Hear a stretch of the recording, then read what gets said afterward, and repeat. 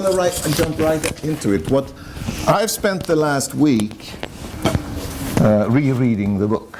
2 weeks or 3 weeks or 4 weeks, actually. This is one of the problems with the book. It takes a while to read.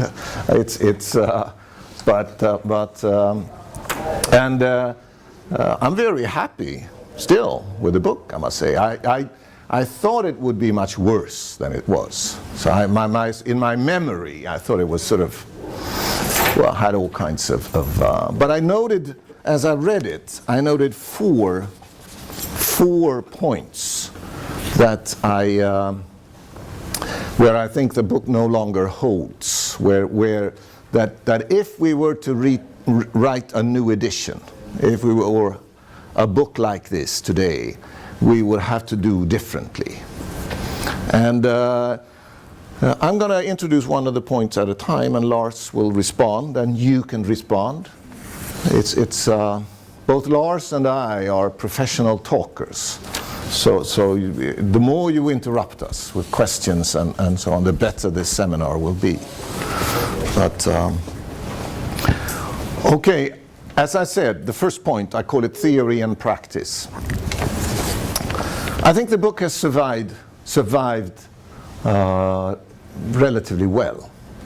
It's 21 years old. 20 years old.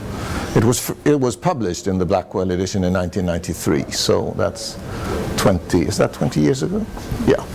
So it's and I think of it as a school book.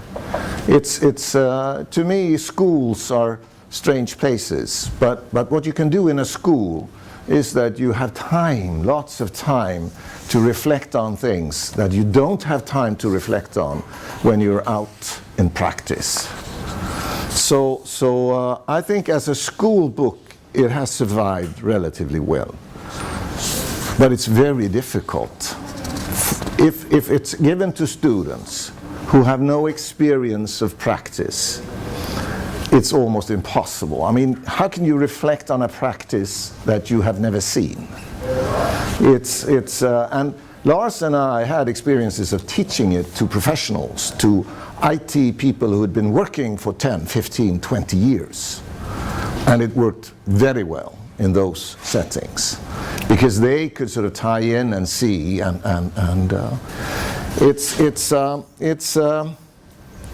but this book, as it is now, I think it's simply too difficult in a sense. And at the same time, I think it gives, there's too little of practice in it. I was amazed when I read it, or sort of, I did not remember that there was quite a lot of practice-oriented examples, and we had a striving to do that. But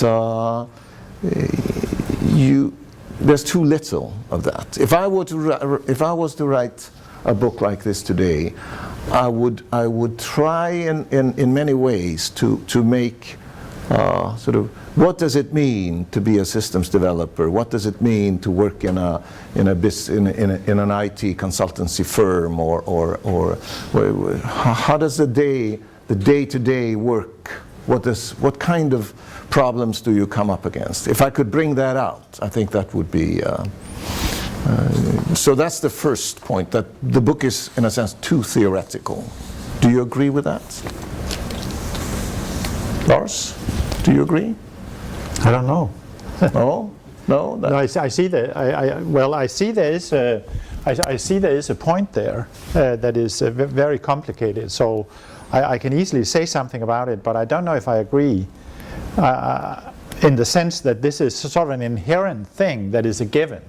Mm-hmm. So what is the consequence of having students in the kind of professions where we try to educate them that have not yet been out in this profession? What is the consequence of this? Is this that you should sort of fall back on pushing practice as part of the education? I can tell you sort of more jokingly that I worked during the same period I worked with John Greenbaum, if any of you know John Greenbaum, and we wrote a small paper called Zen and the Art of Teaching Systems Development. and we start with an analogy, namely that we start to say, well, it's something like teaching sex to virgins. Yeah. So if you think of how can you start teaching sex, I mean the art of having sex to virgins, how can you do that? Well, you know, could you do that or couldn't you do that? That's the question. Yeah, that's the question. And of course in that paper we so that you could. This. Well, let me be more serious and say we could go to Donald Schoen also to get an answer to that question, because Donald Schoen, as you probably all know, wrote this book, The Reflective Practitioner. So you know about the book, The Reflective Practitioner? Okay. So what you might not know is that he started to write a book about educating reflective practitioner. That was his project. And he found out he couldn't write it because he had to write first about what a reflective practitioner was. But subsequently he published the book, so it's available on the market if you want to read it, which is called Educating Reflective Practitioners. And I could talk about that for a very long time. It's close to my heart. Well, let me just give a couple of comments. So one comment that is very important is the word practice. So it has a dual meaning. You can practice the piano, which means you're trying to learn to play the piano. So you can practice something to become that. But of course practice also has the other meaning, which is the one that you adopt here, which is that you refer to it as sort of a finite state of being in which you have a certain capability to do certain things within a certain profession. And one of Donald Schoen's key ideas is to play with, in a way, these two words and say that of course it makes sense to practice as part of educating reflective practitioners. It can be difficult to include practice into it. But so in fact, I've taught this book a lot, and I've also taught it to students that had never been in practice, engineering students in Aalborg, software engineering students. And in that context they did projects, like you do here also the students do projects, and in those projects they develop small systems or prototypes, or they go and interview a company and talk to them about, you know, what needs would you have for a new IT system, and they write up a report about that. And right there these students are practicing being systems developers. And that's what we did in this education. We used this book as sort of a framework for engaging them in reflections about their practicing of a future practice they would come into. So I think without a context of education in which you have this practicing of the profession, it would not work. No. Say I don't know, in a philosophy department it would maybe, I don't know if they practice. What do they practice? Well, philosophy is just talk. And we do that all the time. So it's so that would be that would be what I would. It works there. It works there. So the challenge is really not to teach a book like this or a similar book as a standalone thing, but teach it as part of an educational program in which practicing what you're trying to become is as important as theorizing or as reading concepts. And the book, I think the major contribution of that book is really that that's what it is. It is a bridging construct that you and I engaged in to engage others in the same exercise in bridging those two. I think even if it's a bit silly to compare it as you did to sex, but I think that analogy actually is interesting, because one of the problems with teaching sex to virgins is motivation. How do you get them interested? Well, hopefully, if you now say virgins, maybe hopefully they will be excited by the lecture. So that you already have, they're no longer virgins. True virgins have never had a sexual feeling. So but so you get them excited, and then you can go on teaching. The problem I see it with an education of systems developers is motivation. If you give this book to them, how can you make them see that this is exciting, this is relevant, this will this is important if they know nothing or very, very little about the practice. So that's the first point. I think we can leave it at that. If you want to comment, you can do it now or preferably later. Because, no, yes? But I guess that was a more significant problem 20 years ago. I mean, Then now? yeah. Because now the education is practice, more practice filled, or? It seems like a bigger portion of society is already engaged in yeah, exactly. So that must be a difference. You mean because the students have experience, they're using IT in so many ways when they come? Yeah, exactly, and technology is... Yeah, but yes, some of the things, but the thing here is and I'll get to that point, the next point really, or the third point, is that the systems developers, the reflection here is very much about working with organizations, working with and the understanding of organizations. As a student, you have nothing of that, or very, very little. You've been through ordinary school, but when you question the students about where was the power, where were the power conflicts, what sort of organization was it, they have no idea. But I think that what I'm saying is that, I mean, the gap between people and technology is less. That's for sure. So Yeah, but let's return to that point. But yeah, Janne. I just have a small.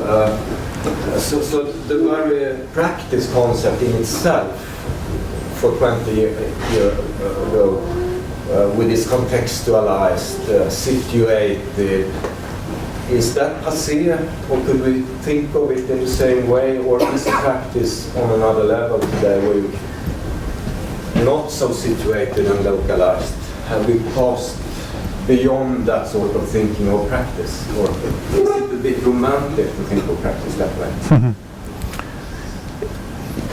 Yes, a bit. I mean, the role of the systems developer in those, I mean, if you look at what our students, what kind of work situation he or she enters into, then I think we both would agree that because of the development of the technology, standardization, mass market, consumer market, I mean, many students in Sweden now become game developers.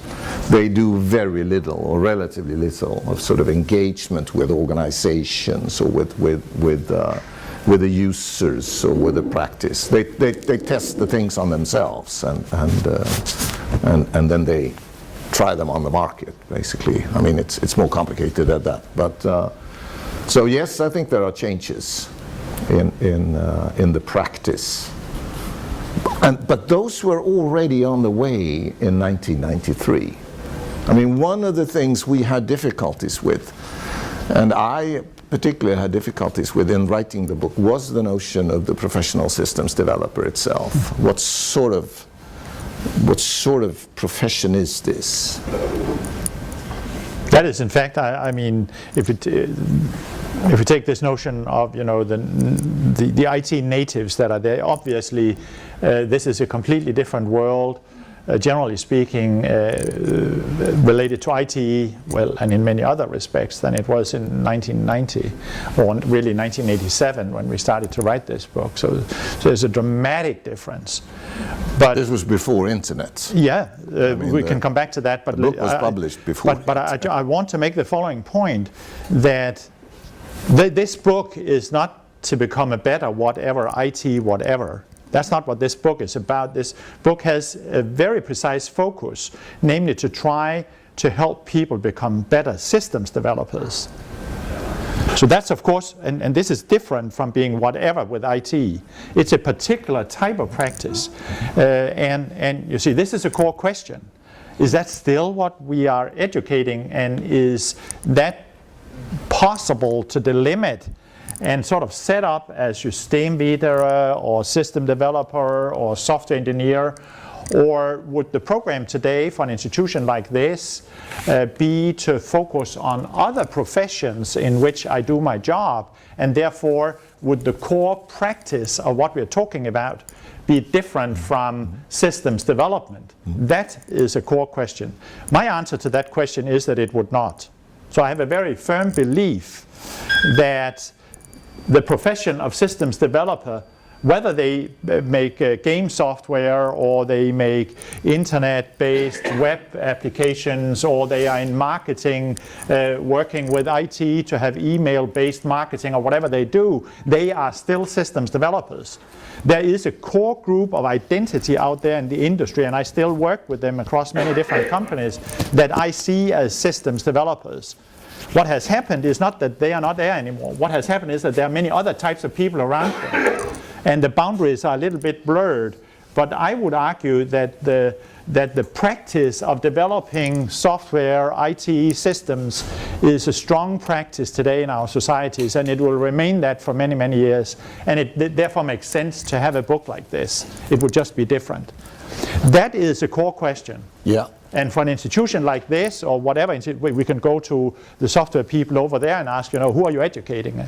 I mean, and they would say our students, but that's not the question. It is, what are these people going to do when they get out of here, and how can you project that into their current practicing while they are here, so as to make them more professional when they are there? And that's a core question. You cannot answer that without picking a practice. And that's what we did. Yeah. And I stick to that practice. So that's at least my position. This is my fourth point. So that's good. Yeah, so we come back to that in depth. We'll come back to that in depth. Cool. But you're allowed to take your fourth now if you want. Yeah, I know. I'm grateful for that. Thanos. I have used this book about 10 years in education. I think I was the first one as competitive, struggling with quality. Yeah, exactly. I remember that version. And what I can see, it's right that you say the context is system development. Yes. But the context, the real context, was the new informatics. Yeah. Aristoteles, 2005 years old, and everyone today talk about Aristoteles. Yeah. Why? Because the big picture is at the design. Eric Stottleman has written a very, very beautiful book. I have read this, the design way. Very pedagogical and very, very attractive, and in the light of the design required by management. System engineering is an old one idea. Today they talk about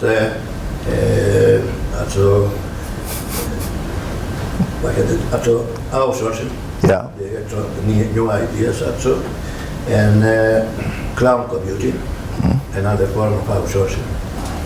Many things, ERP, new ERP, the classical ERP, but new ERP that is more flexible, more the whole world of design is another world, another context we talk about. It's not the same. Yeah. You're right.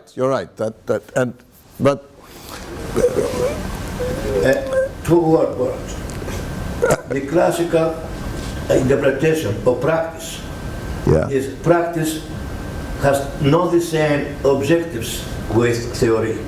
Theory everywhere, every time, try to determine the true value of something. Practice is something that is effective, something that is efficiency, something that is attractive, something that is meaningful, something that is But the philosophy of... yeah. One word. Yeah, one word, but then yeah. Can say that invest in the effect. Yeah. This is the why the design that provide or guide. Yeah, yeah.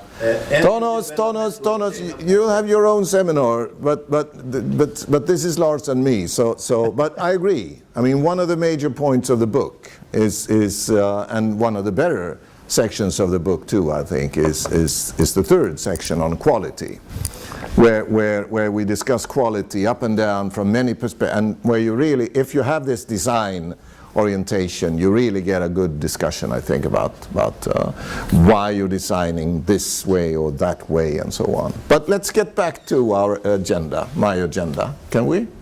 Sure. Yeah. So the first point then was really to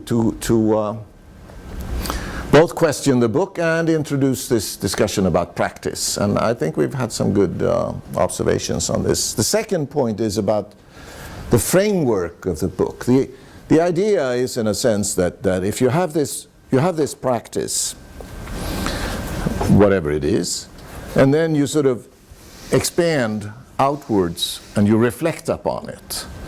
And we do that, you could say, by using two or maybe more frameworks, I don't know, but two. One core. Sorry? Yeah, two core. Two core frame. Yeah, but you know, say what you want to say. Yes, but I think you misunderstand what you don't expect me to. But anyway, the first one I say is a philosophical framework, and the second one is a social or societal framework. And the philosophical framework is very rich, and the best part of that is the two very simple dichotomy of mechanistic worldview and romantic worldview. And I think that works well in the book, but there are many others. There are many other sort of philosophical perspectives and theories, and one is sort of Platonic concepts and Aristotelian concepts. I think that works pretty well too. Mm-hmm. But in the last part of the book, which is the worst part, and which we sort of, I mean, that was the one we wrote the last, and we were most in a hurry. Lars designed this as a design project, so we were supposed to deliver on a certain day, and as we approached that day, we got more and more in a hurry. And the last part, I think, suffers from that. And there we introduced, for instance, the sort of philosophy of science framework of positivism, hermeneutics, structuralism, critical theory. That don't work any longer. That doesn't work. It's and I don't think it works in the book either. It's too much. It's sort of, I love it. I'm a philosopher of science. I think it's a very sort of rich description of the world, but it doesn't work. It doesn't work. And I think that if you were to write a book like this today, you would really have to think again about the philosophical framework. And I'm not sure how you do that today. It seems as if the philosophy that went into the book,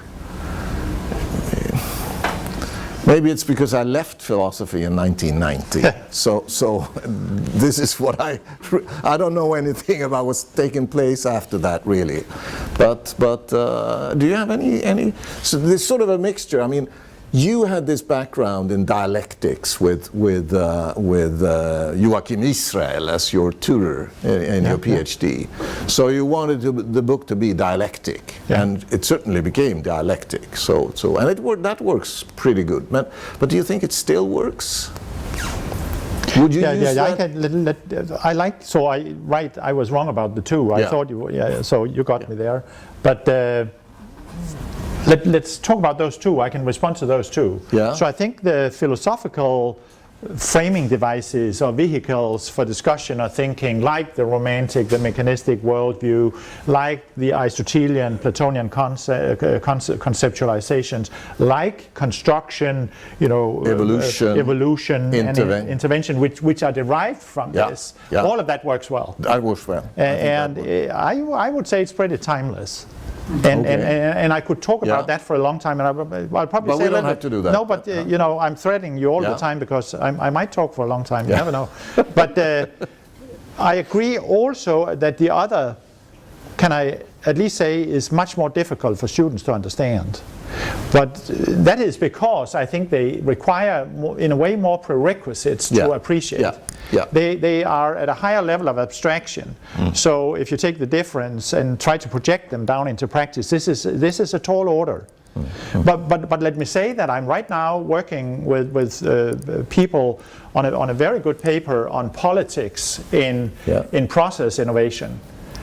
From a Danish company called Therma. Therma developed software for the American industrial complex, you know, missile software, whatever. And one of the authors worked there for 5 years and did action research there, and he's one of the authors. Anyway, we use a framework by 2 British researchers called Bradshaw Campbell and Murray. And what Bradshaw Campbell and Murray have done, they have developed 4 types of being political in an organization that is derived from Burrell and Morgan's framework. Okay. So you can imagine, if we just take them quickly, you can have rational politics. Then you can have interpretive politics. Then you can have radical politics, and then you can have pluralist politics. And these notions of politics are beautiful in the sense that it's not like, now I'm a manager, now I'm a systems developer, and then I step over here and now I'm a politician. No, they are embedded into your practice. So for example, the rational politics is play out when you're a project manager and say, here's my goal, and I try to pursue it, and if you don't pursue it, you're out of here. That's rational politics. So so what I'm saying is that I agree that as they are presented, they are too abstract, and it's too difficult for students to grasp them and make use of them as vehicles for discussion. That's for sure. But maybe with the illustration of Bradshaw Campbell and Murray's political framework as an instance of this, which is sort of not so abstract, it becomes more concrete, but it's the same thing. We could have something there, a new way of thinking about this that was as fundamental as the 4, but more practical. In that sense, I like it. I think that the philosophical part of the book is great, but you know, as I said to you, when I came to Gothenburg, it was like this book was pretty much the Bible, right? And all of the PhD students were supposed to read it and grasp it and sort of adopt it in one way or another. But in a way, I mean, it does not, I mean, convey the sort of artifact orientation that you pursued at the same time. So there is, in a way, it's a gap between the new informatics agenda and the sort of philosophical sort of approach. But that's Lars, you know. I think it's interesting. So you had 2 sort of way competing agendas. Not necessarily competing, but they were not. Totally I mean, this was a collaboration between Lars and me, and it was a really close collaboration. But of course, we contributed different things and had. But I mean, I learned. This is the only education I really had in systems development, was writing this book. I mean, and it's the book that made me professor. So but I can agree that this is interesting. The notion there of systems development. When I then went on and we built the Victoria Institute, I had another idea of the profession, really, because I got very much interested in prototyping, building things with impact, and seeing the impact, and my students developed different methodologies around that notion. Where you got your ideas from, how you tested them out, how you related to users, and they made variations. All of you made variations on that sort of theme. But in fact, you kind of argued that mean, dialectics and that stuff, it's not useful because it tends to sort of prevent innovation. It slows down things, and so it was. Yes. But did he say that? That's in the book too. I mean, but that's in the book. If you read the book, there's there's in the that's in the book too. It's a very rich book, but of course, structuralism is that is the point of structuralism, isn't it? Yeah, that's and there's it's also, I mean, there's a whole section on if you're really taking your if you really see that what you do when you develop systems is a political action, and we have this utopia example where you are developing IT or software for newspapers, and there's one sort of software that will make the graphic workers unemployed. We don't need them any longer. Journalists themselves can do desktop publishing and design the newspapers. And then how should you relate? And of course the Utopia project with Pellier was very forceful in arguing that you should develop software to support the graphic workers. I thought that was bullshit. And you can see that in the book, because there is a couple of sentences where that is said. And Lars agreed with me on that point, although he came from that movement. Well, can I respond to this? Yes, I'll go back to the first point. It might be your fourth. Yeah. But and I think this is very, very important. There's not one book we could write like this today. There are several, and there even was then. Yeah. There's a particular choice in this book, and I'll just say it again, which is that there is an idea of a profession which is called a system developer. I know these guys. I still study them. I go into companies. They are not the leaders of the company's innovation. They're doing hard work to develop systems. Every time there are 400 of those, there are 2 innovators. Okay? Now, so therefore so you can say everything you want to say about artifacts, but these guys are process people and they develop software. They happen to develop software. They might as well build cars, but it's something else they're building. They rarely see the user. You know, they work in huge groups. The company I'm studying now, I'm studying a project in which there are 250 developers, okay? 250. They never see a user.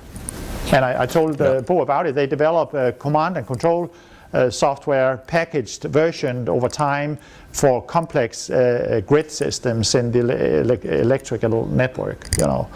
And, you know, they're not innovators, they're system developers. So let me make that distinction. And of course we could write a book for IT innovators. Let's say we have a profession called IT innovator. Yeah. Or whatever you want to call it. Well, the market for that book is considerably smaller than for this book, at least if you want to use it to train students, because if you train students to become IT innovators and you train a lot of them, many of them will not get a job. They get a job because they're system developers. So there's an argument there which is very, very important. And it pushes to the background, the artifact. Because it's just different artifacts. It's the process that is important, and it happens to be software in those artifacts that they develop. I'm not saying the artifact is not important. I'm not saying that. I'm just saying it's less important. Okay. So this is a huge discussion. It is. It's a good discussion, but all the time you're sort of jumping ahead of me. You know, I have these 4 points. But haven't I always been ahead? Yeah. I thought it was me with the structure and you that was exactly. But emerging, this time it's me. This time it's Lars supplied the structure. You know, the book is wonderfully structured. 12 chapters, 4 sections, so many chapters in each section, so on and so forth. Do you know that one of the chapters is described by more than 1 word? All chapters are described by 1 word, except one chapter. It's called, what is it, Bo? No, it's in the end. In the end. Yeah, in the end you went completely bananas. I wanted each chapter to be described by 1 word, and then Bo, he said, well, we can settle for 4 sections with 3 chapters, but they cannot all be 1 word. I'm not going to do it. Well, this is a long discussion. My students know that I wanted their dissertation titles. Yeah, computers in context is computers in context. So my third point is about, which we've now been discussing a bit. My second point was the philosophical framework. Very good. Third point is the social framework. And of course in the social framework, the sort of is, now that we lift our eyes, begin to reflect on our profession.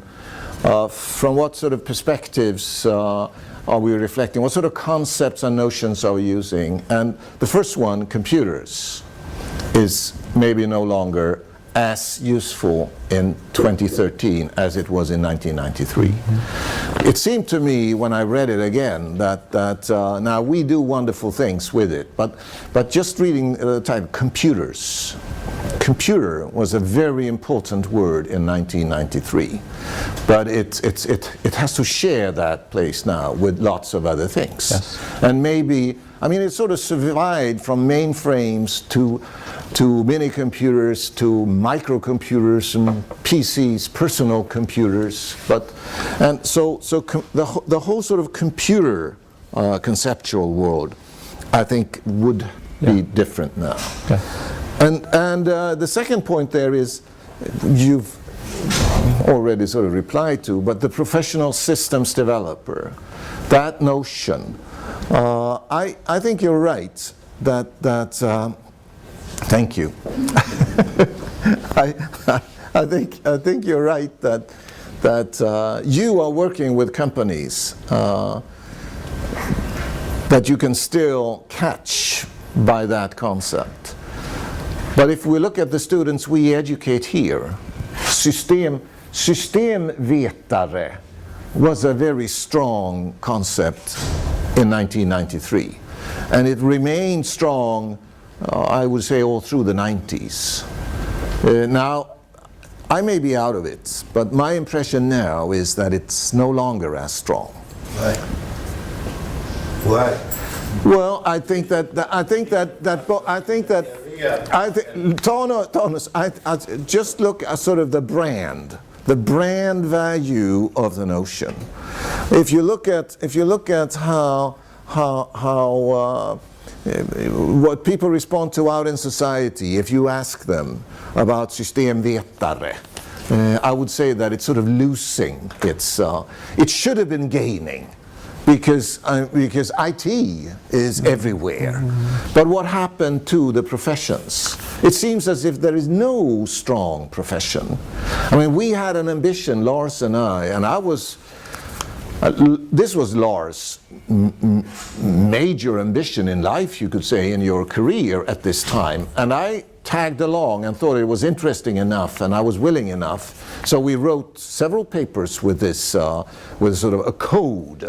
An ethical code for systems developers, like the lawyers and the doctors, because we wanted a profession that was as strong as the lawyers and the doctors. And in America, they had the Association of Computing Machinery, which is strange, but which are the professionals in America.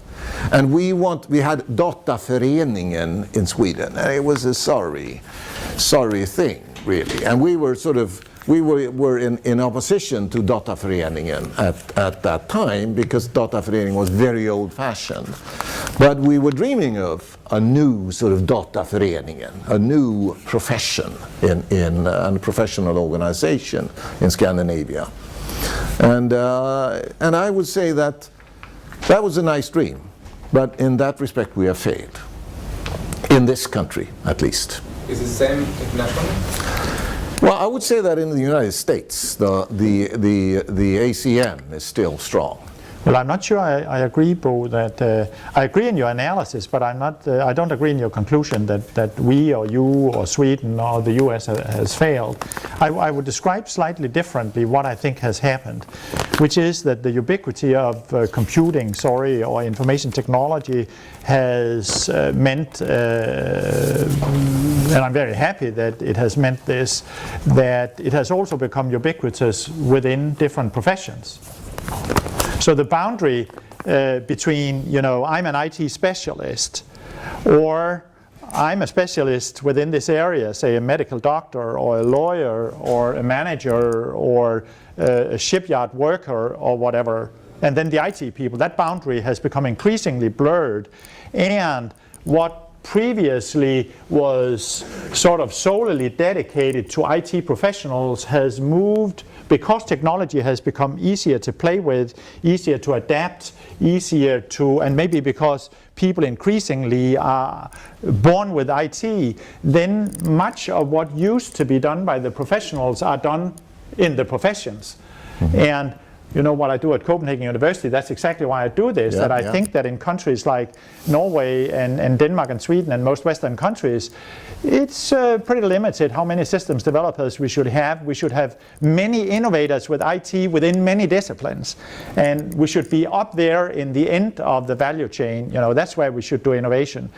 And so what I'm saying is that your analysis is correct, but that's because it has moved to another place, which is very good, which questions the very identity of institutions like these, the institutions where I work, and blur the boundaries between the IT people and the marketing people and the IT people and the engineers and the IT people and the musicians, you know. Yeah, but this is core. Yeah, but that was my analysis, because what you're saying is that the profession has evaporated. Exactly. There is no profession. What is left are system developers. That's the point. That's the very point. So if you ask yourself, the ultimate trajectory of this prediction is, of course, that there will be no IT departments at the universities.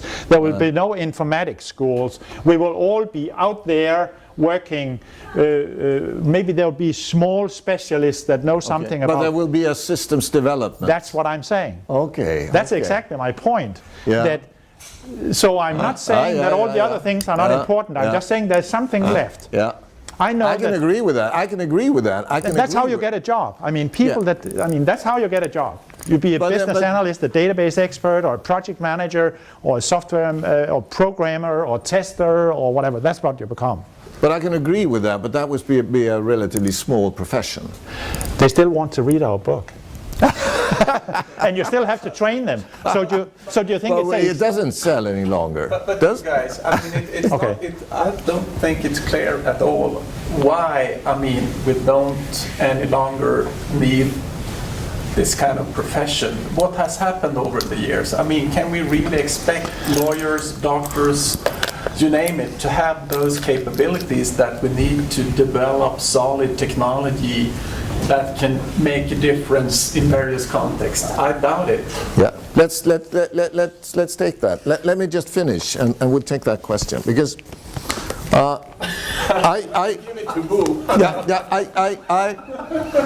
if you look at the context, this, as I call it, social maybe not the right word, but as I call it, the social context of the book, with computers and systems developers and computers and society and those sorts of things.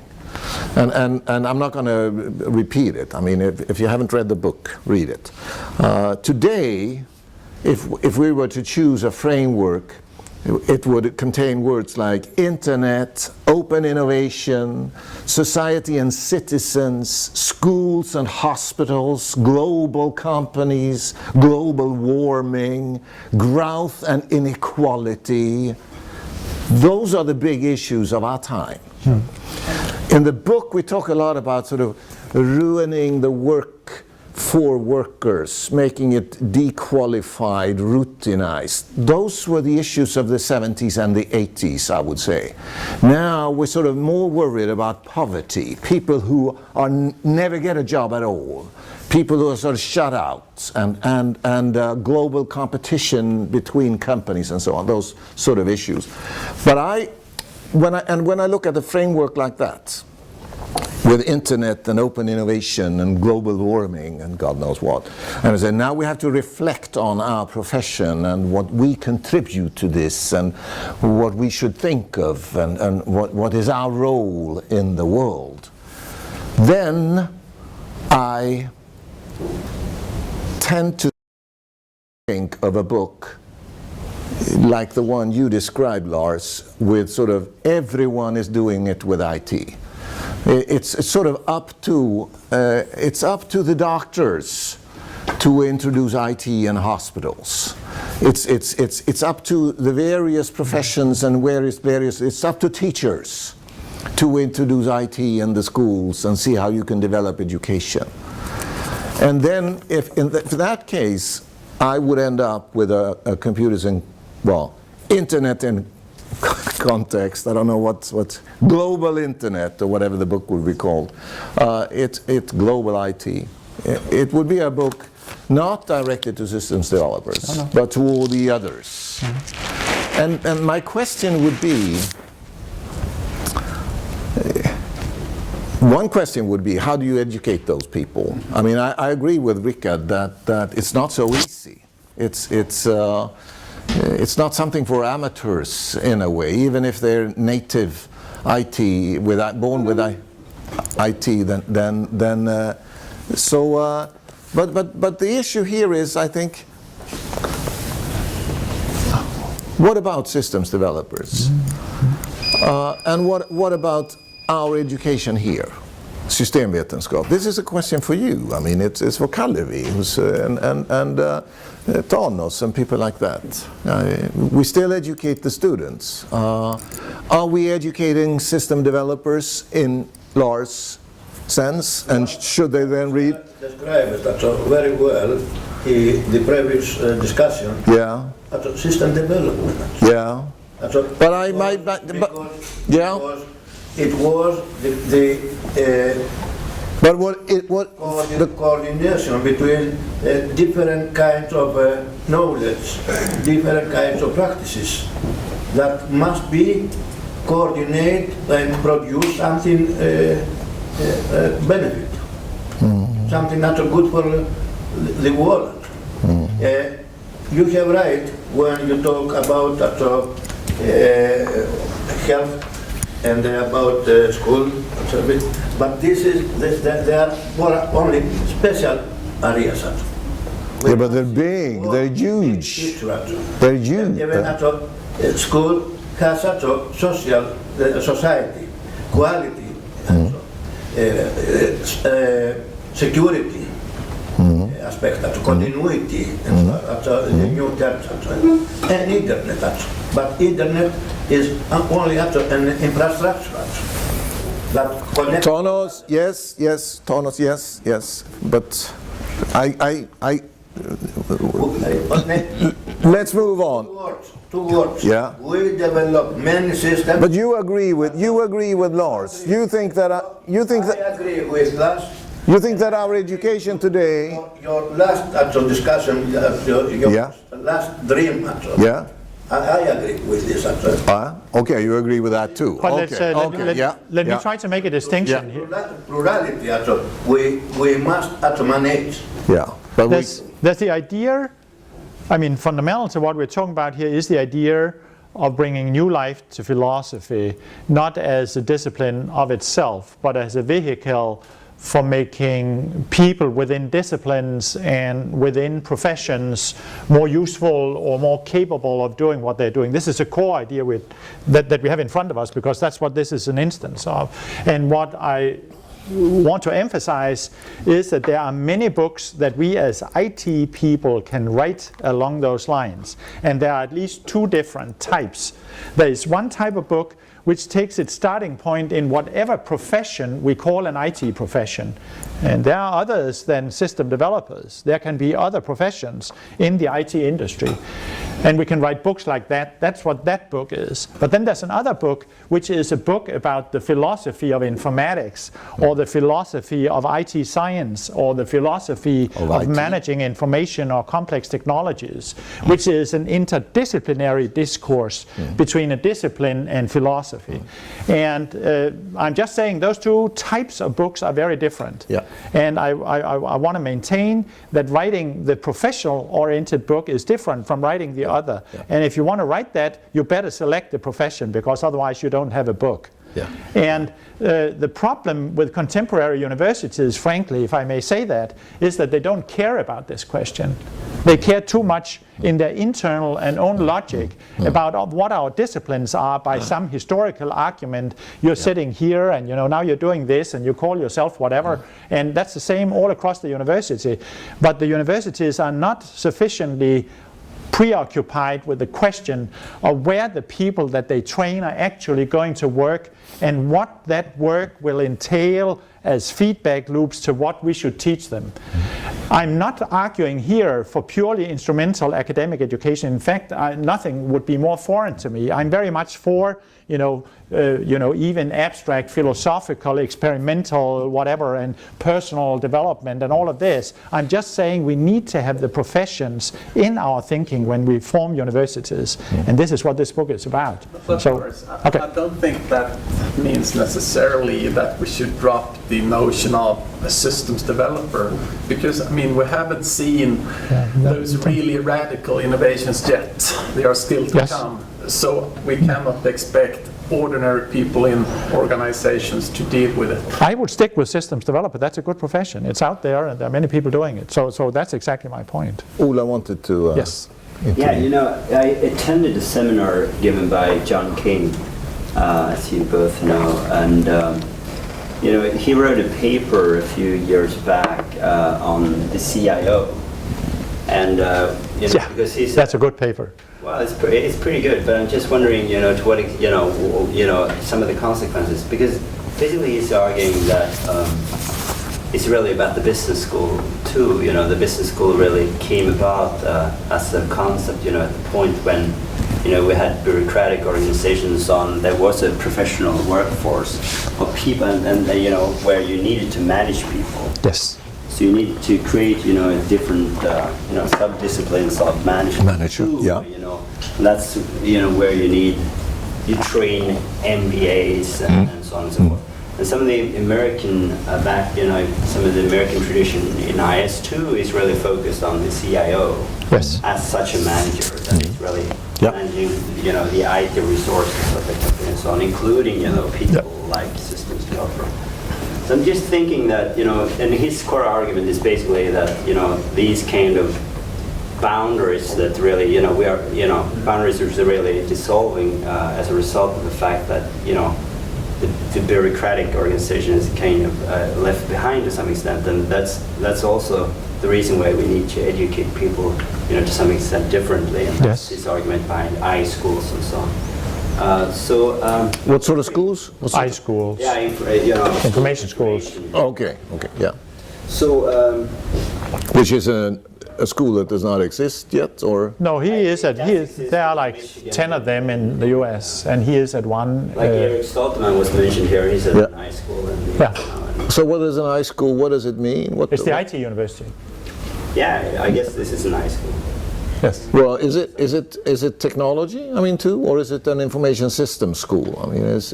No, well, well, who cares? Because I think this is an important point. What I wanted to relate it to is really, this discussion about professions and so on. Exactly.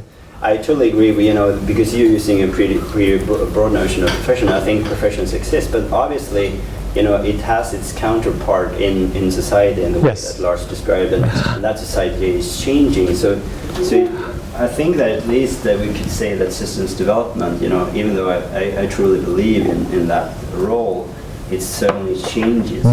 And that is great. And that change is... That's my next point. You're always running ahead of me. Bo, you know for one that you cannot control the world. You should be more romantic. I thought it was always me who was the mechanistic guy. Yes. But here I see you suffer. But can I ask you, before you go on, you can get a chance because I thought that if you compare America to Sweden, so in America you go and you study management. Here you go and study företagsekonomi, or at the best, företagsekonomi. There's nothing else. You can become a civilekonom. But isn't it very clear and very much the brand of I go to management school, I study management because I'm going to be a manager. That's my ambition in life. At the same time, I think that students that come to us, if we want many students, if we have a strong brand, come to us and become this. Then you can feel, if you have that brand, if you have a strong brand, you can fill the education with whatever shit you want. It doesn't matter as long as the brand is strong. It's like Kamprad is saying in the newspapers today, we don't want to sell Coca-Cola because all the colas taste the same. Yeah, but Coca-Cola is the one people want to buy in India and all over the world. Yeah, similarly, so, and that's why I worry about systemvetarutbildningen and our education, because we don't have a brand. So isn't there even more worrisome, it could be an opportunity as well, the fact that, digitization is really hitting education too now, where Georgia Tech, for instance, just recently launched a new education for computer scientists that are online, that like 100,000 people can sign up. Yes, that's a but yes. $6,000, and you have a top brand. Speaking about brands, because of course, using your argument, I guess you could say also that it doesn't really matter, företagsekonomy or not. It's really Georgia Tech that is. That's the brand. So I don't care really what. Yeah, that's the brand, but it's so that's right. That's the brand. So Chalmers is better than Göteborg University, but I think it's. We can talk about that afterwards. If you stay for a cup of coffee, we can have a more interesting discussion afterwards, namely about what's happening to you. I was to a very interesting seminar last week at KTH about the sort of education online. How KTH becomes sort of a small supportive institution to the big ones that are giving out degrees and education in the United States, because Stanford and MIT will be. Hey, they talk about the squeezed middle, all those medium. It's.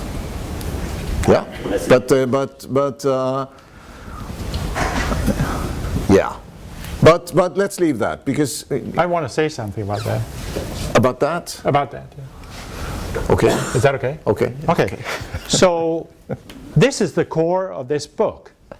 That this book, as an example of approaching education, takes a different stance. This book and this type of philosophy, profession, pedagogics that lies in this book would argue that all these MOOCs, they can have all the MOOCs they want in the world, and that will change academic institutions, but it will never lead to professional practitioners. Okay, and here's the argument. So, if you think of all these MOOCs, what should we do? Should we try to not take them? No, it's a gift from God. We should take them. Of course, if our students need a course in artificial intelligence, why don't they take it with the two best professors in the world from Stanford, and we pay a low price for that, and we don't do it here in Sweden. Why should we do it? We just buy it. So the very fabric of higher education changes, because like we had books in the old days, we didn't write all the books, did we? No. Only some of us did. Yeah. Okay, so we didn't write all the books, we bought them, and we bought the best books that were out of the market. It's very similar. Now we buy courses. Okay, so the question that is in front of you, what is in addition to these MOOCs in having academic education? Okay? And I will just go to Donald Schoen again, and let me just briefly say Donald Schoen. Donald Schoen, as you know, in the reflective practitioner, he makes a distinction between instrumental knowledge and knowledge that is useful. And the reflective practitioner is a practitioner that knows everything that are in the books. And he has had the best classes from all over the world. But that's not what makes him good. It is the ability to, in a given situation, to have a conversation with the situation, and through this conversation, tease out the unique problem that is in front of him or her, and do something about it, equipped with all this stuff he has from MOOCs and what you have. But it is this ability. So what does it mean to have a conversation with the situation? That means to be able to apply philosophy in practice to whatever is in front of you today, using the repertoire of knowledge that comes from these damn MOOCs and books and what have you. And that is the role of the future of the university. And I mean, if the Americans go this way, that they believe that you can train professional people through MOOCs, fine with me. That just means that we in the Nordic countries or other places in the world will move in front of them because we just sit on top of that. And that's what we have always been smart at. So this is not a threat to the university. This is an innovation opportunity that is as big as we have never had it since the book started to become printed. But it's a threat to teachers. It is not a threat to teachers, it just means that the role of the teacher is different. The teacher must be able to teach the type of thing that is in this book, the threat. rather than just reading from a book. Okay. But you see, so what type of teacher do we then need? We need a teacher that is like you and me, on a higher level, and that can combine practice and theory, and that can walk comfortably between disciplines. That is the wanderer of the future of a professor, and that's what we need, and this is very good. I don't know how much you participate in this and how much of that discussion you have here, but I think the notion of the flipped classroom is an important and interesting. It's a very simple idea, and one that Lars and I have practiced, but when I studied mathematics, for instance, in 1969, I went to a lecture, and we were 700 students and in that lecture hall, and there was a teacher up front, and he went through the book. And I sat and looked at this, and I said, I can do this myself. So that was the only lecture I went to. And then I went to an exercise, and when I came to the exercise, there was this lower grade teacher up front, and he went through the exercises. And since I was then a philosophy student with a place at the philosophy department, I was surrounded by people who knew mathematics. So I said to myself, I can do the exercises myself, and if I have a problem I can ask Björn or Kjell or Dag or whoever was around, and so I never went to any more exercises. So I flipped the classroom in the sense that I did the sort of the part of the work in the course at home. But the teachers didn't flip, of course, so I could never talk to a teacher because they were spending their time going through the books. Challenge. But if you do that, if you say, read the books at home, or see my lectures, watch my lectures, or the MOOCs or whatever, and then come to the classroom and we'll talk. Yeah, exactly. We'll interact, we discuss, we reflect, we do small projects, whatever, things that we have to need to do. Then you learn. Then you learn. Including the teacher. But I still think, I mean, so the point here, I don't think we reached a conclusion, but the point here is, I think that there's something, there's one sort of education that this department could give, and it's an education where you educate a profession. And we were doing that 20 years ago, I would say. Maybe you're still doing it, but if you decide to do that, like Lars is very clear about that, that's what he is interested in, educating systems developers. And then you should be sure to make that a strong brand. Because the students will need the brand, and you will need the brand, and it will help you. And then, of course, you will be open to Ola's comments about changing the content of the brand. But you can do that as long as you have the brand. And I think this is something for Urban and Kallevi and the rest of you to work on, the brand of the education. Now, the other alternative is that you say we don't educate a specific profession. We educate people, they learn systems development methods, they learn databases, they learn a little bit of this, a little bit of that, a little programming, a little bit of that.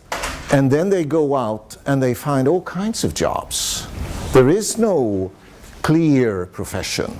If we were to define the profession strictly, we would sort of make it more difficult. Oh, you're a systems developer. No, we don't need you. We need, well, so this is, I think, something to think about. And there are two different sort of books here. I mean, I could think myself writing another book on systems development, but Michael, my next oldest son, now works at Acando as a business intelligence specialist, and he's sort of moving up He had a good education with Tanos and others here. He spent 5 years in this place, so I know. he must have learned something. But You remember he visited me in the US? oh yeah, he did. When he yes. bought a boat. When he bought a boat, yeah, yeah. He's I was more very interested in disappointed. He didn't wakeboarding. come to talk to me about IT, he came to buy a boat. Yeah. So. Well, he's more interested in wakeboards than Yeah, that's okay. than in databases. But when he describes his work, well, there is a little bit of systems development, or there is some systems development in it, but there's also a lot of other things. Yes. So let's leave that. My fourth point is about change, which Ola introduced, and I guess Rickard too. So the whole book, there's a sort of there's a tension in the book that we identify. If we work with systems, and systems are stable. Sort of that's in the sort of notion of a system. Do we have a system here? Means that there's a structure. But we work with systems because we want to change things. We want to change organization or change things, ways of doing things. We want to change schools, hospitals, companies with our technology. And I think that if we were to write this book today, we would be much more change-oriented than we were. I mean, both of us are change-oriented, and definitely we were in those days. But the book is there's too little change in the book. It's That's a good point, and I agree. Of course, it was written well before internet, and what happened when internet arrived was that our technology and our professions sort of speeded up, it sort of accelerated. It's in a strange, unbelievable way, really. I mean, our discipline. The reason I came to this technology was because it was changing and developing so quickly. It made it very exciting when you looked at it from the outside. When I saw the first small computers in the early 1980s, and then saw how they changed and developed, and Apple and Macintosh and whatever came, and you saw them spread out everywhere in offices, and so you go, this is fascinating. But it was nothing compared to internet.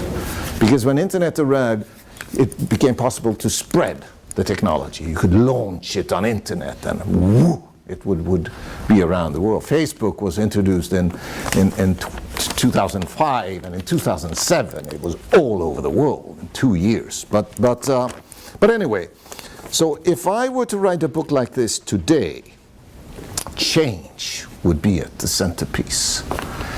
And I'm not sure what I'd do about systems. Systems would sort of move a bit into the background. Services would be one idea of bringing up. Services. You said that at least 5 years ago. That's true. That's 10 years ago. 10 years ago. 10 years ago. Yeah, 10 years ago. But this is the whole. I think I have a relevant question here. I mean, that book is full of theory, philosophy, but I mean, it's important stuff, everything. So given this change, what we've seen over the last 10 or 15 years, are there any new theories? What kind of theory would you put into it? That's the most critical question. Yes. Would you keep importing that stuff that was invented in other contexts, situations, so on and so forth? Well, or are there new thinking, new ideas that can be sort of conceptualized in this new book? I can give you two answers, and one, I'll give you two answers. And I could give several, but let me give you two. And the first would start with what Bo just talked about. And I think I completely agree, except that change is not it. So if we change is not? Well, I would say innovation instead. Okay. Yeah. So how would you make it more modern? How would you make it more contemporary? And of course, if you take the history of our field, resistance to change and socio-technical systems, and Edith Mumford and Christian Nygaard and all of this is good. This is good. But there's something that has changed, and that is that the context in which IT plays out as a factor in change, it's not like you develop a system and then it's put in there and somehow you change the context and then that system is used. So it's much more a constant, ongoing, sometimes disruptive process of innovation in society, in individual companies, etc., in which IT plays a role. And various forms of IT professionals can then play a role in these innovations. And I would think that a major framing change in such a book would be to substitute change for innovation. And that would allow you to bring in other types of theories. There are many theories of change. So for example, the supply chain of IT services, or whatever you call it, has obviously changed. It's global now. You have open source development. One of my executive doctorate students is a top manager in Red Hat. We just wrote a fantastic dissertation about, transportating all their services to the cloud, and as a disruptive innovation of the whole company, etc. And they are open source based. So what I'm saying, and this is one point, we should bring in theories of innovation as the most probably prominent way of talking about IT in the context of changing society. So that would be one that would lead to other theories. The other is that underlying in our book here is an old-fashioned view of organizations. And that is again not because we were old-fashioned, but that is really 20 years ago. So if you talk about the history of organizational organization theory, at that point the key word was really organizational design and contingency theory. So it's like when you talked about how you manage an organization, it's like you went to the drawing board and then you could and then in a stepwise fashion every year you could sort of change it a little bit, but that's not how organizations work today. Organizations are changing so fast that very rarely do you go to the drawing board. And there are theories of ambidexterity, for example. So you take theory of ambidexterity, they are theories of organizations that have come up over the last decade. I think the first papers are from 2002 or something. The strong papers are from 2004. They date back to Jim March's work on exploration, exploitation from the early 90s. But really the idea of ambidexterity came up within the last 10 years. And what that notion says is that organizations must all the time be romantic and mechanistic at the same time. It's not like you have a little bit of this and a little bit of that now, and then 10 years later you change it a little bit because the contingencies have changed. No, you must at any moment in time be able to do both, and the mixture of that is something that is determined here and now on the conditions on which you work. And that leads, of course, to the idea of contextual ambidexterity, which requires reflective practitioners, because they're just contexts in which the shift comes from the practice of the people that work. It is not back to the drawing board. It is constantly modifying itself. And I mean, for me, that would be a completely different organizational thinking device that would come into the book, and that I think would be much more contemporary. I really like what you're saying. Thank you. Except for, oh, okay. Except for the idea of bringing in, because I think that's the problem. We cannot keep bringing in. No, but well. What do you exactly mean? Well, what I mean there is that we are telling this. There's a constancy to what we are doing, but the way this is phrased and the way this is explicated in practice change over time. So therefore, there's the constant issue of the structural process context in which IT plays out. That has always been an issue, but the way it plays out now has changed. So therefore, we need to come up with new vocabularies, new theories to be able to talk about it in a new fashion. That's what I'm saying. So something goes out and something comes in. Because if that would happen, I'm pretty sure that the lawyers, the doctors, they would come here. They would start listening to us in a different... If we talked in that way. Yeah. Yeah? If we talked in the way that Lars just described? Yes, and if we would, I mean... You're optimistic about doctors, and teachers too, I can tell you that, but okay. It would help. It would have what? It would help them, or it would help? To strengthen our identity. I mean, the role of systems development as a profession. But let's... Wait a minute.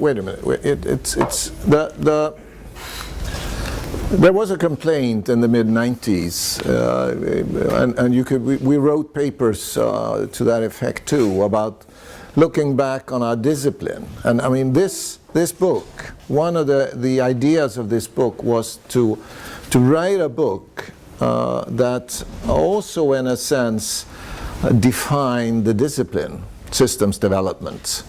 This was sort of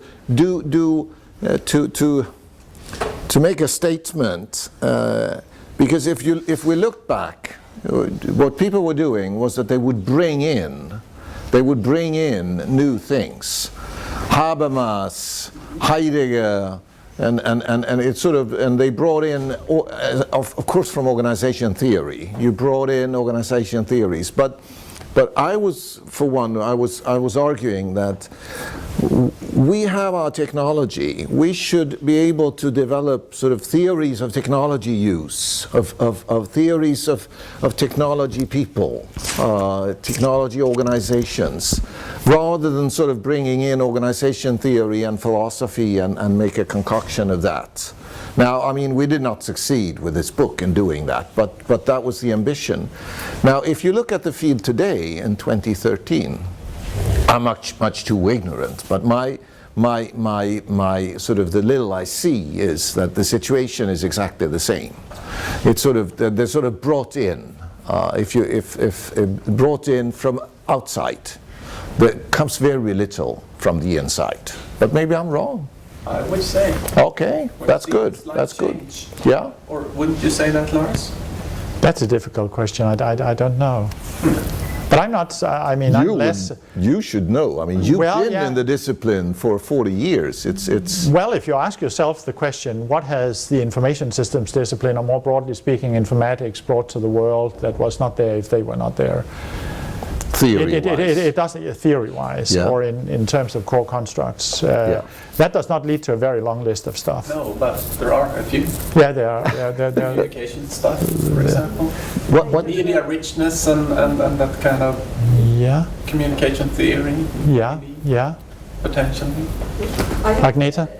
3 concrete examples: participatory design, technology acceptance model, and also usability theory, because I worked with healthcare scientists, and they were kind of surprised when I explained that participatory design was not something that we have got from psychology or something. It was information systems theory, and also the other 2 others. So that's exactly, those are good examples. Yeah. But also, I agree that I think it has changed, but still that the list is quite short. And I think one symptomatic argument to that is that you could think of who are the most influential internet thinkers. Definitely from our discipline, they're all lawyers, Benkler, Citrain, Lessig, etc. And that is a bit surprising, I think, because you could think of that we should have sort of produced more in that area that have sort of have a larger diffusion. Well, not if I mean, Lars would not expect that, I think. I mean, if Lars says that it's systems development is our profession, it's sort of an engineer. I mean, engineers, they don't come up with grand theories. But it also relates to the question of should we educate systems developers or should we educate people that could contribute to the big challenges that lays ahead. We call it systems development. And that's a choice. I mean, that's a choice. It's because. If you go to systems development, I mean, Agneta gave some good examples. But if I narrowed it down to systems development, which is a small portion of the knowledge that is available about information systems or informatics, then you can give examples examples like object-oriented thinking. Object-oriented thinking and that kind of architectural framing, I mean, you can trace roots to other people, sure, but the core of that comes from our discipline. You can go to the management side of managing systems development projects. You could talk about escalation theory as something that is definitely coming from us. Not escalation theory in general, but it's adoption of this and very strongly put into the project management field, which was not put into that field by other project management disciplines, the notion of escalation. And so you can make specific arguments like that, but the list remains short. And I frankly think that one of the reasons it remains short is that I don't know, we are not concerned enough with the profession that we are really trying to support. We are more looking at IT as a generic phenomenon in society and commentators on that. And what do you anyway. mean? Okay, yeah. I guess perhaps it shouldn't be too worried, though. I mean, if you would look at management, for instance, you would also see that they wouldn't come up with so many original ideas in a sense, because much of it could be traced back to sociology or something. Yeah, but they managed to, and then they managed to market it at least. We don't manage that. I mean, because but what I'm thinking is that sometimes it's also hard to see. We're talking about it as it was very clear boundaries. As sometimes when you import something, something happens too. There's a synthesis between ideas. So I guess most new ideas are really old ideas recombined, I guess. So I don't know how worrisome this is. Ideas are always, I mean, there's nothing new under the sun, and Thanos can tell us that Aristotle thought it all. I mean, it's everything is there in Aristotle's work. Yes. The world war. Yeah, the whole yeah. Okay, but still, what happens is that theories come up and they make a strong impact, and then of course you show that. I mean, like when we were writing the book, business process reengineering was the big thing, BPR. This was old Taylor ideas from 100 years old and older, sort of mechanistic world processing theories, and there was nothing new in it. But it was new enough to a lot of people to make it an important research paradigm. People worked within it. We had Kai Simon writing his dissertation on business process reengineering. Took a while, but anyway, it's well, and we had customers. AstraZeneca or Astra Hessle was very interested in those sorts of ideas. So, and in that yeah, but let me just finish and say. Okay. So on the one hand, we could have the sort of the discipline, the profession that Lars is speaking of, and the book is about, the systems development profession, and we push it so that it becomes more of an engineering profession. That was your ambition in those days. You wanted a profession to gain the status of engineers, but then you don't get the sort of theories that Janne wants, because engineers don't produce those theories. So or else we could push and write books about and push the discipline in the direction that Janne, I guess, would want. That's a choice. Yes. Yes. I think you just said, Lars, that if you had not had such a narrow focus on or if you had more focus on the profession in research, I don't know exactly how you think about that, but or what you mean about that, but then the list wouldn't have been so short. The list of yeah, that's what you said. Results. Or I can understand what you were talking about before, that with the different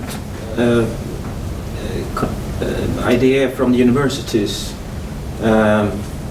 About teaching professionals, we might have better chance of staying surviving. But I don't really understand how it could. In what could you develop what you mean in what sense you mean that the research would have been improved if you had more focus on the profession, or?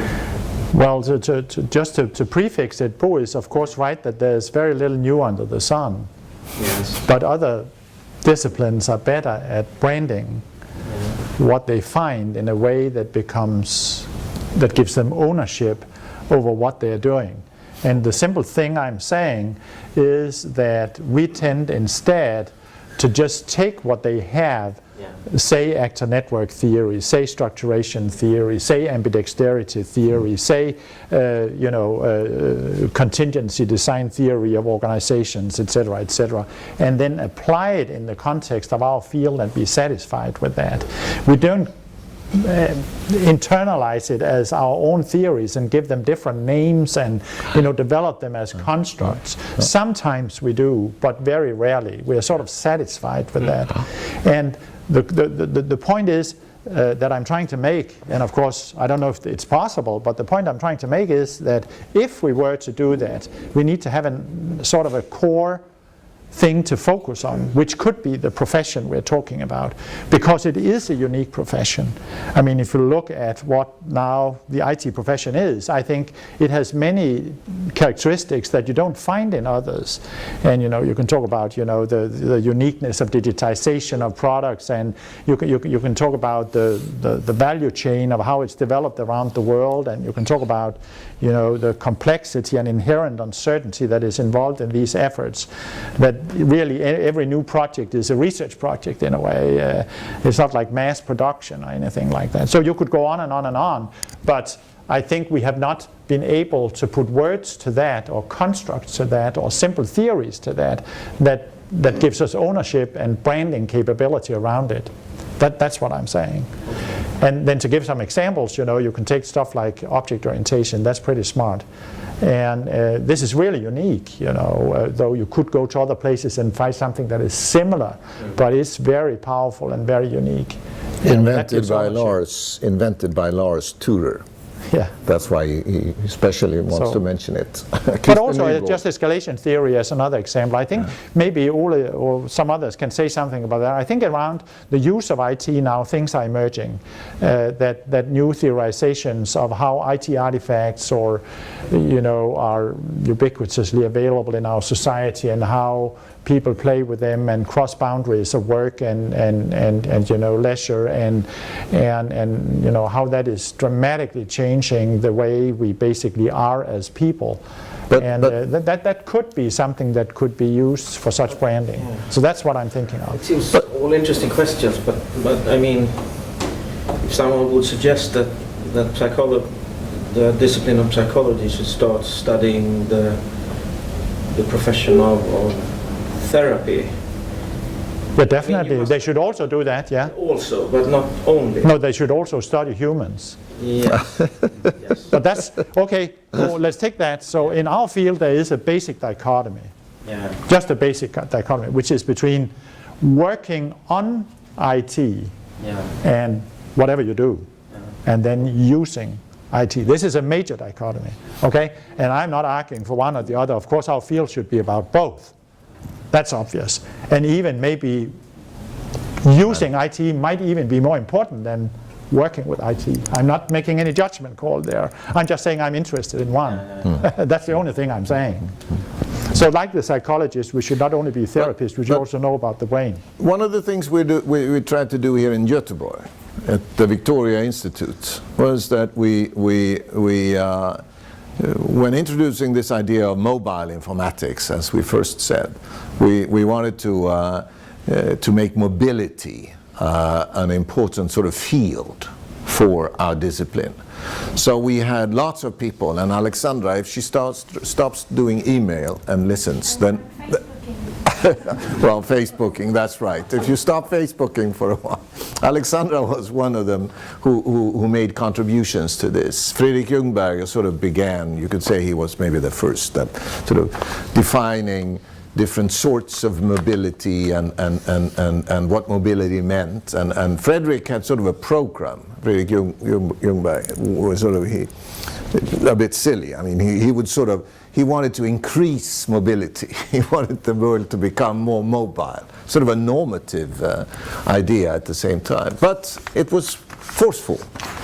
Now it's dead or dying. Alexandra is left and has a few students, but I'm still alive. yeah, you're still alive. But Increasingly mobile, so it's not like it's dying. no, they're increasingly mobile. That's true. But it could have been possible that we had sort of, and in a way, of course, we did for a while. We made contributions to, and important contributions to, a theory of mobility.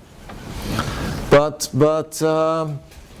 it has very little to do, or nothing to do, with the profession of systems developers, because it was a use theory, sort of one of the uses of IT, and maybe that's our problem here, which is that as the uses develop, for instance, Facebook and so on. Now Alexandra is doing research on Facebook, and sort of we as researchers we follow the use, and that of course leaves the discipline fragmented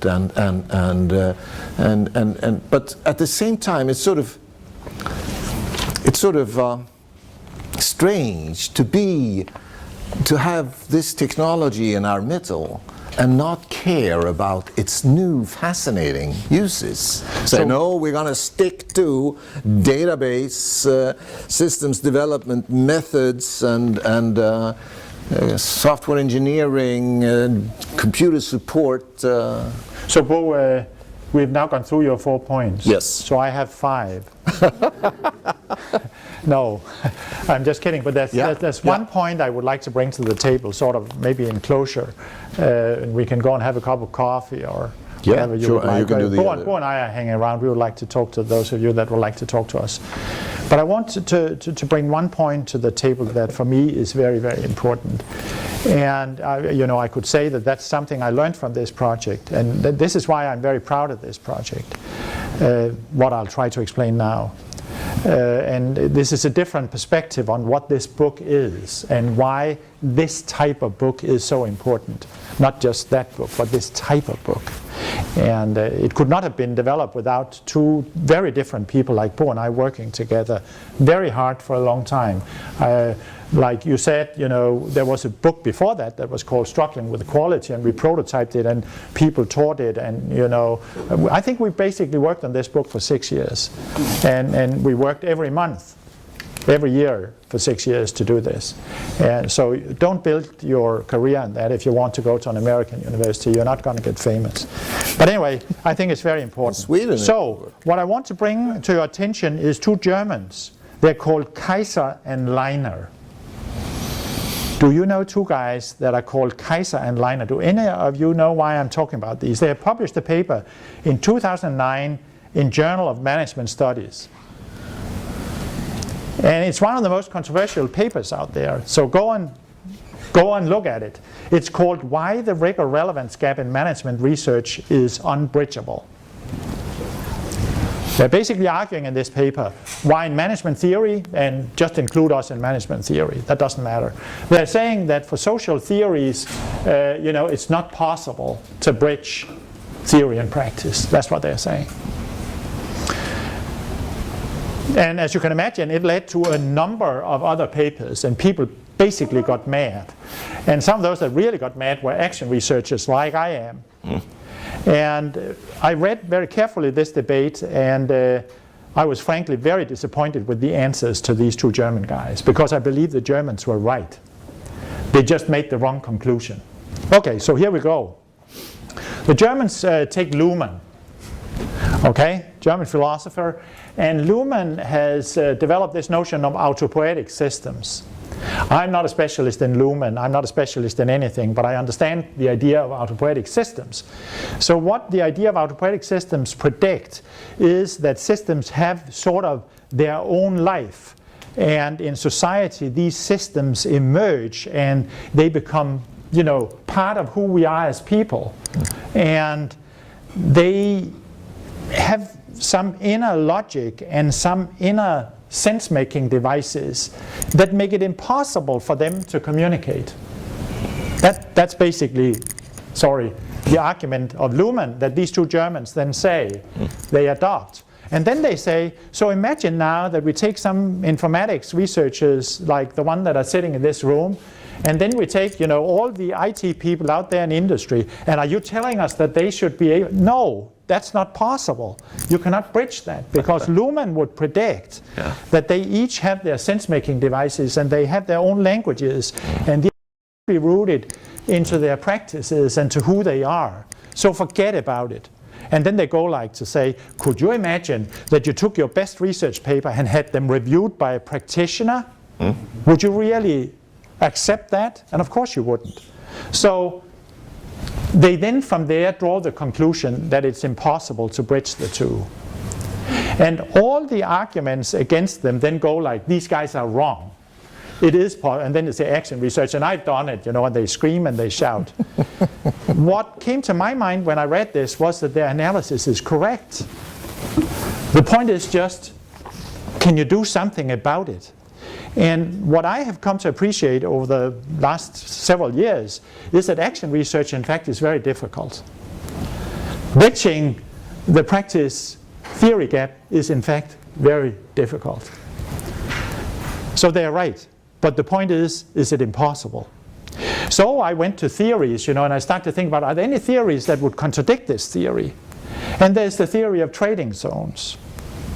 So Olikovsky and others have written about trading zones, but I don't know how much you know about trading zones, but let me just say here, a trading zone, it's developed by Kellogg and Collins and others, These are not theories from within our realm. It's sort of broader theories. Sorry, but they are very smart. They say a trading zone is any kind of interdisciplinary partnership in which two or more perspectives are combined and a new shared language develops.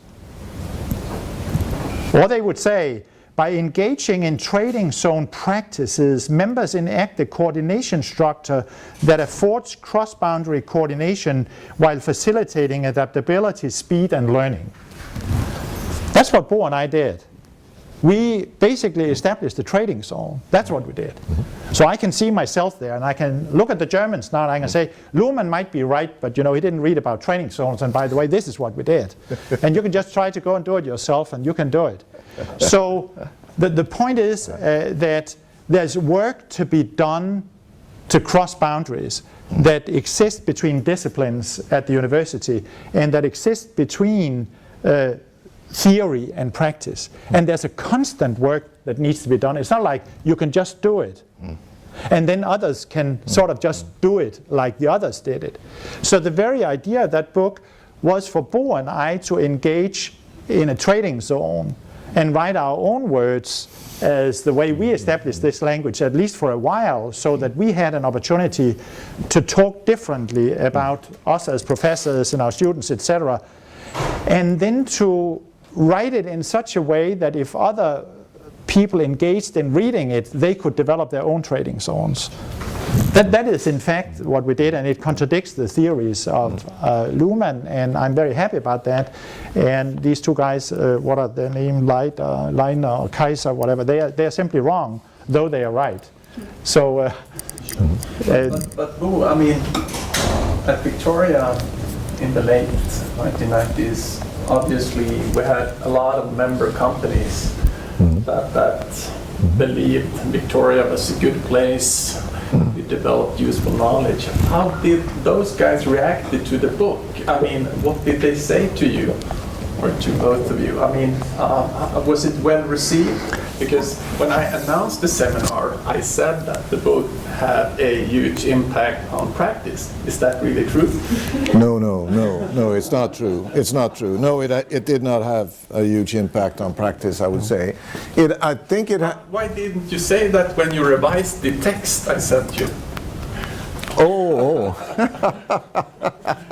I thought that was a good way of inviting people to a seminar, saying that this book had a huge impact. Right. Yes.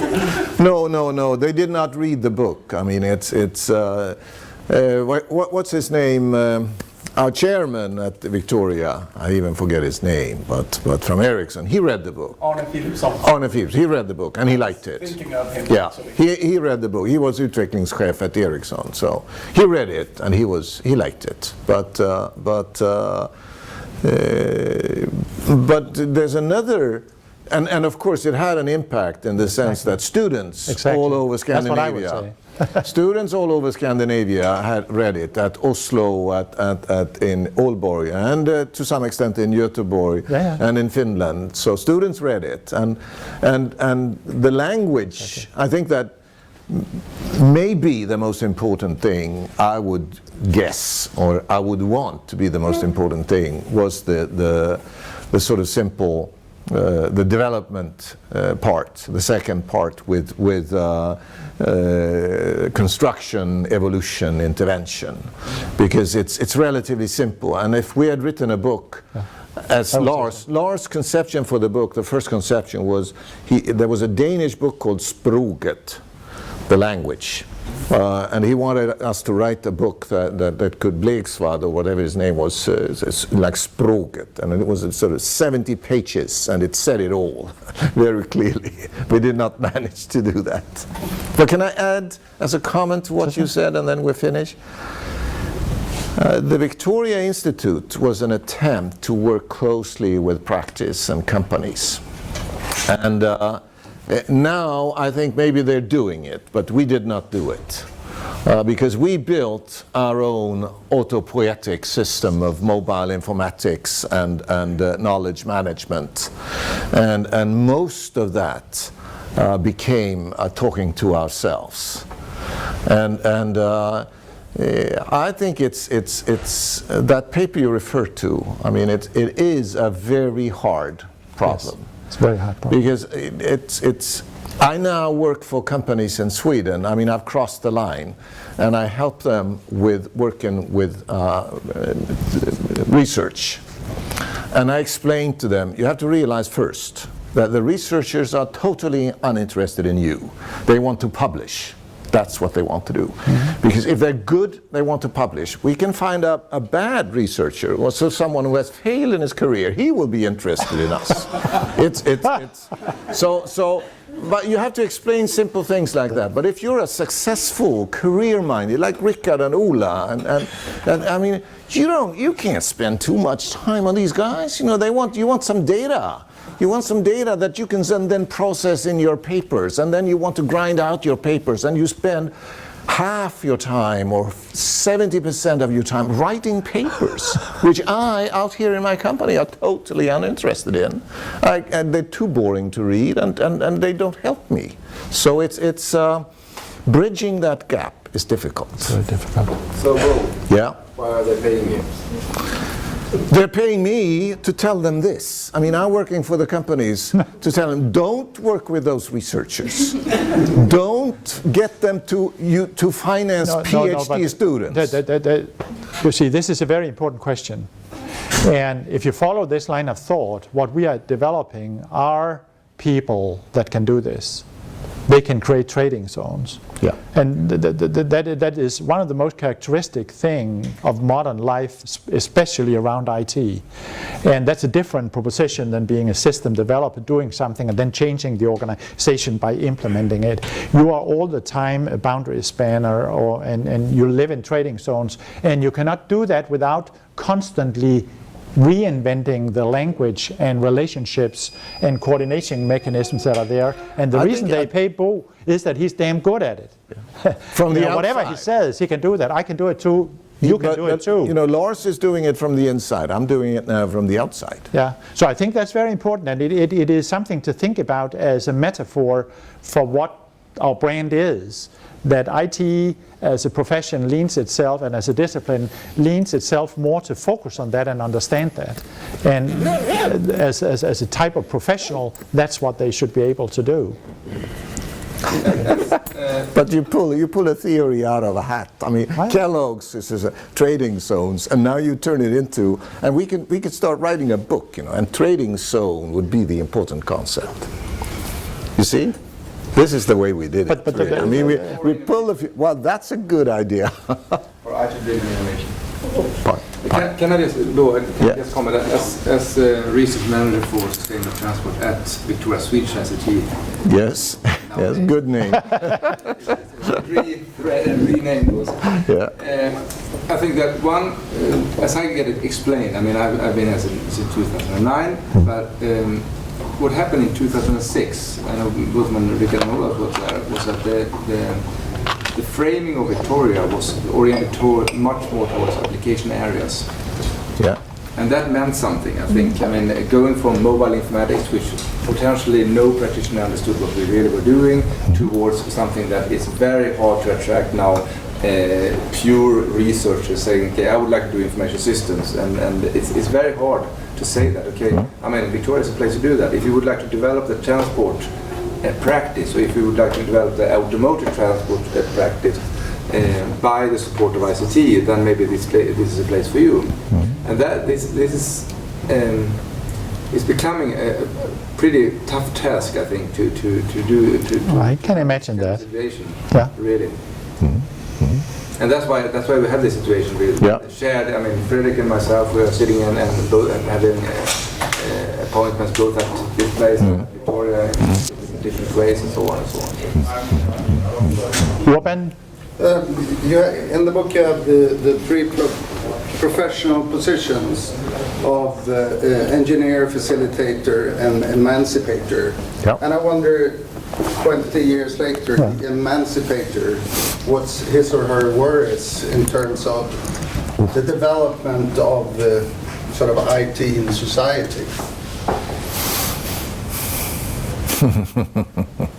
Well, of course, that's a good question. These three words are derived from the foursome of, structural thinking, hermeneutics, etc. That's where they come from, in a way. They are in part 3 of the book. And as Bo said, and I agree, that conceptual vehicle is not as useful as the other vehicle, which is the distinction between the romantic and the mechanistic worldview, which led in the first part of the book to the threesome of construction, evolution, and intervention. So one answer would be that they are not very strong, these constructs. I don't think they are, and those roles are not very useful in talking about the various levels at which you could enact change or innovation. I don't think so. They are sort of inherited from that type of logic. I disagree.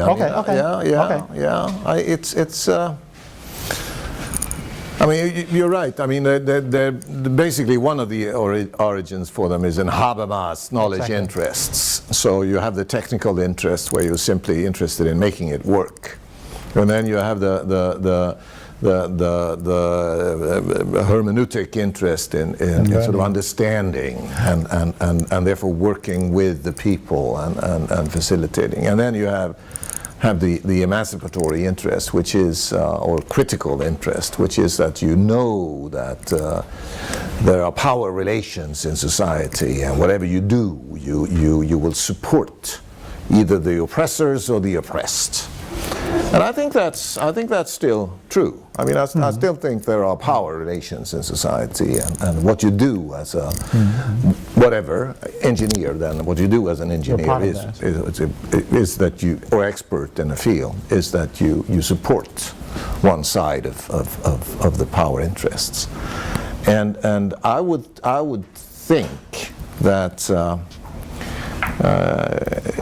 There's no problem, in a sense, as a researcher, because at Oslo they have defined this issue that it's supporting Africa and India in developing their internet infrastructure and mobility and so on. That's the good thing to do, because the power structure is such that our part of the world is still oppressing those parts of the world. So that's a simple. So as an emancipator, you go to Africa and develop mobile solutions for people in Kenya and Uganda. But this is the book. The idea of the book is not to turn you into an emancipator. But it gives you a chance. Now you're in school. Now we can really think about these things and have a discussion. Then you go out and all you think about is, how can I get a raise, and how can I meet the deadline, and how do I pick up my children from daycare, and what about my husband, will he be drunk on Friday night or whatever. Those are the sort of things. But here you're in school, you got a chance to think of bigger things, and there are lots of big things to think about in that, which has to do with all kinds of things really. How information technology will change the role of teachers. For one, I mean, I don't have Pelle Ehns or Bo Göransson's ideas, which were that you should try to save professions. I want to take the jobs away from them. So let me just respond very quickly by saying that I think these constructs are more important than ever, but they are not very well positioned in the book, in the sense that if you're a systems developer, how can you then translate these constructs into understanding who you are without going to Oslo? But on the other hand, what we talked about earlier, IT has never been more important than it is now in, can I say, the emancipatory agenda of the world.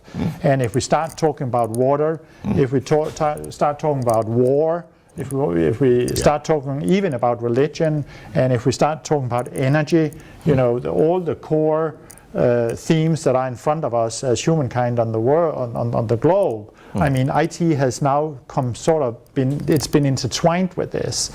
But that's an agenda that is very difficult to weave into the role of being a systems developer, because you're just sitting there. I mean, you're not out there, and you cannot go to Africa, all of you. So. But you can decide for yourself. So I think these are very important. They are just not as well aligned with the practice that we're talking about. So that was my comment, but I like them in. More questions? I mean, Lars and I can go on forever, but people are free to leave and so on. But so I think that, I mean, before there was one question there. Yeah. Okay. I was just thinking, with this sort of constantly separating theory and practice as a dichotomy, and this kind of these three terms and how they're not well represented in the practice, isn't there a danger of diminishing the knowledges that the practitioners have that they maybe don't use this academic terminology for? So practitioners have theoretical bases for how they work implicitly, whether or not they communicate them in a way that is recognizable academically. So I wonder if there's a bit of a danger here in creating a false dichotomy when it's a question of terminology. I don't think so. I mean, the whole ambition of a book like this, when you address practitioners, is an ambition I think that we share very deeply, both Lars and I, which is that you know a lot of things. We want to give you some labels, and then you can see that you get a framework where you can put what you know, and you can add to us. We build a trading zone, as Lars explained, with these concepts. I've learned a lot from when I was teaching this book, and I now give these talks to people, all kinds of people in all kinds of business companies and so on, and I give them a simple framework, and they fill in that framework, and it's when I give them a chance to talk, I learn a lot. So I don't think, was that an answer? Yeah, so that could be one answer. You know, another answer could be that you're right in the sense that nothing is worse than trivializing education. So I can see that the more you focus on the practice and sort of you might end up becoming very instrumental in what you teach, and if it doesn't apply here, you know, then maybe. So I think academic education needs to be ambitious and needs to go outside the norm and needs to break with tradition, etc. So in that sense, I can see you have a good point. Coffee. Would you suggest coffee? I would just add to that question. Maybe, I mean, Maybe it would be better to talk about practitioner practice and an academic Practice. Yes. And that we're overselling ourselves a bit when we make this dichotomy between theory and practice. Yeah. Yes, and then we'll have practice theory and academic theory. I mean, So should we practice coffee? Of course, people have theories. I mean, but those are in the book, aren't they? Let us sort of end this. But before you guys leave, I was just about to suggest that when Lars visits us in November, it would be great if we could have a similar session. Maybe we can address the notion of quality that you guys mentioned, but not addressed specifically, which is part of the book, of course. That would be an option. So let us think about it, because this has been great, and hopefully we could sort of, as I said, have a series of sessions or seminars, because we need more of those activities, don't you think? I just realized that in your invitation to the seminar, you single out quality as the important note, and we have not discussed it. I'm sorry. It is a very good discussion in the book, I think. There's lots of things to say. As you know, the title of the book was Struggling with Quality, but we were not allowed by the publisher to use that title. So we thought that was the most capturing theme throughout the book. So thank you, guys. This has been Thank great. you. Thank you. But just to give them, I mean, one of the problems with the book is that it's too boring. There are not enough jokes. There's a very good joke about the publication of the book, because this was to start a series of books like this in the United States. So this was to be number one in this series. And there was a special editor singled out at Blackwell in Boston to manage this series. She was an alcoholic. We did not know that, but so for some various reasons, Blackwell decided not to do the series. So ours was the only book published in the series, and they fired our publisher in the same week as the book was published. So there was no marketing whatsoever of the book. So that, I think, was the only reason that this is not a bestseller. Could have been. How many copies were sold?